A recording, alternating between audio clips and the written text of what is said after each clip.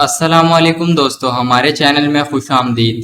دوستو، آج کی ویڈیو میں ہم آپ کو برصغیر پاک و ہند کی ایک عظیم ہستی کے بارے میں بتائیں گے جنہیں دنیا سعید علی حجویری اور داتا گنج بخش کے نام سے جانتی ہے۔ خراسان جانے والے راستے پر ایک خانقاہ تھی جس کے نچلے کمرے میں ایک مسافر ٹھہرا ہوا تھا۔ اس مسافر نے ایک کھردرے اور موٹے ٹاٹ کی ایک گٹھری پہن رکھی تھی۔ ان کے پاس ایک کوزہ اور عصا بھی تھا۔ خانقاہ کے اوپر والے حصے پر چند افراد بیٹھے ہوئے تھے۔ اس حصے سے تازہ اور خوشبودار کھانوں کی خوشبو آ رہی تھی، لیکن ان لوگوں نے اس مسافر کو سوکھی روٹی دی۔ کھانے کے بعد یہ لوگ خربوزہ کاٹ کر کھانے لگے۔ ان لوگوں نے تربوز کھاتے وقت بھی یہ نہ سوچا کہ اللہ کی عطا کردہ اس نعمت میں اس مسافر کو شریک کریں، اور انہوں نے الٹا یہ کیا کہ تربوز کے چھلکوں کو اس مسافر پر پھینکنا شروع کر دیا۔ مسافر نے ان کی یہ حرکت کا ذرا بھی برا نہ مانا، اور وہ مسافر اس بدسلوکی کو برداشت کرتے جا رہا تھا اور اللہ سے دعا مانگتا جا رہا تھا۔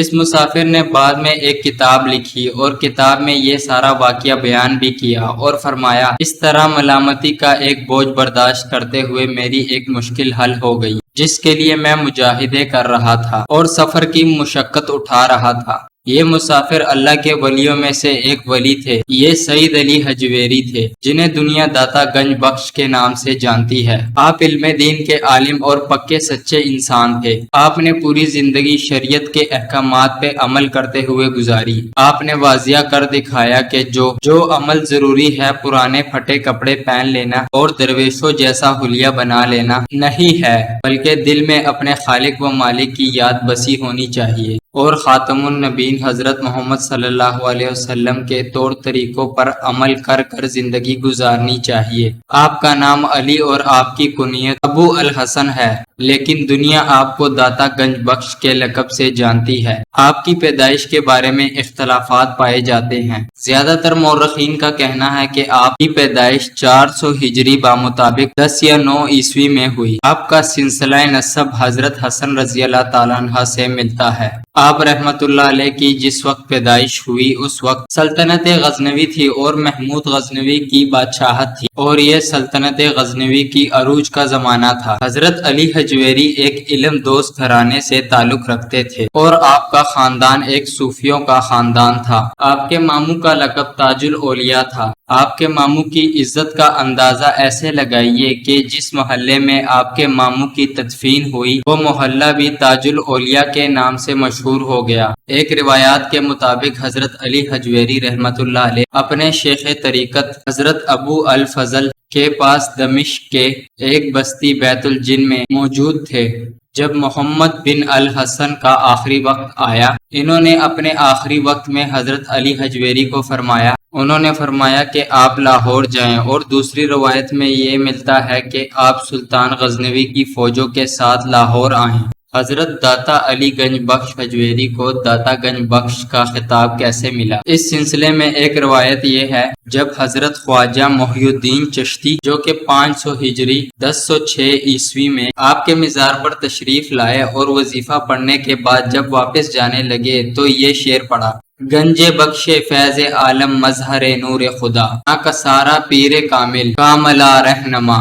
اس کے بعد لوگ علی حجویری کو گنج بخش کہنے لگے اور عقیدت مندوں نے لفظ داتا کا اضافہ کر دیا۔ لوگ علی حجویری کو ان کی زندگی میں ہی گنج بخش کہا کرتے تھے کیونکہ آپ بہت سخی اور فیاض تھے۔ حضرت علی حجویری شریعت کا بہت علم رکھتے تھے۔ آپ نے بہت سے بے دین فرقوں کی طرف لسانی جہاد فرمایا۔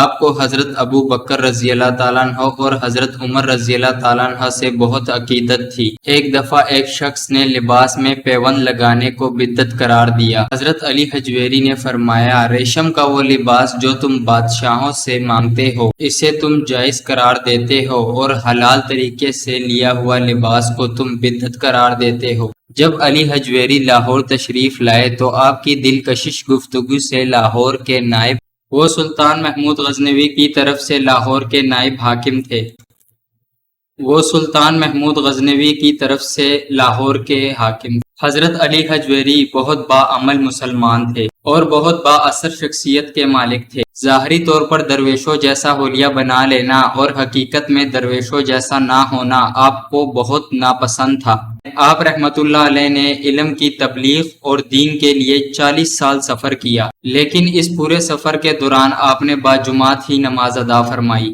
آپ کے نزدیک لفظ صوفی صفا سے نکلا ہے۔ صفا کا مطلب یہ ہے کہ اللہ سے دل جڑ جائے اور دنیا سے دل خالی ہو جائے اور اپنے خالق کی طرف رخ کیا جائے۔ آپ رحمت اللہ علیہ کا قول ہے کہ جو دین اصل ہے مضبوط نہ ہو، تصوف اس کی شاخ ہے، وہ کس طرح مضبوط ہو سکتی ہے۔ اس کے ساتھ ساتھ آپ سادگی کو بھی بہت پسند فرماتے تھے۔ آپ حصول علم کے لیے پیدل سفر فرماتے تھے۔ آپ نے ہمیشہ سادہ ہی لباس سفر کے دوران پہنا۔ آپ رحمت اللہ علیہ نے فرمایا جو شخص مخلوق میں رہنا چاہتا ہے اس کے لیے نکاح شرط ہے، اور جو شخص نکاح کے بغیر گناہ میں مبتلا ہونے کا اندیشہ رکھتا ہے اس کے لیے نکاح فرض ہے۔ آپ رحمت اللہ علیہ نے شادی فرمائی یا نہیں، اس میں دو روایات ملتی ہیں۔ ایک روایات یہ ہے کہ آپ مسلسل دین کی تبلیغ کرتے اور سفر میں رہتے، اس وجہ سے آپ نے شادی نہیں کی، اور دوسری روایات میں یہ آتا ہے کہ آپ نے 2 شادیاں کی اور دونوں ہی بار آپ کی شادی زیادہ دیر تک نہ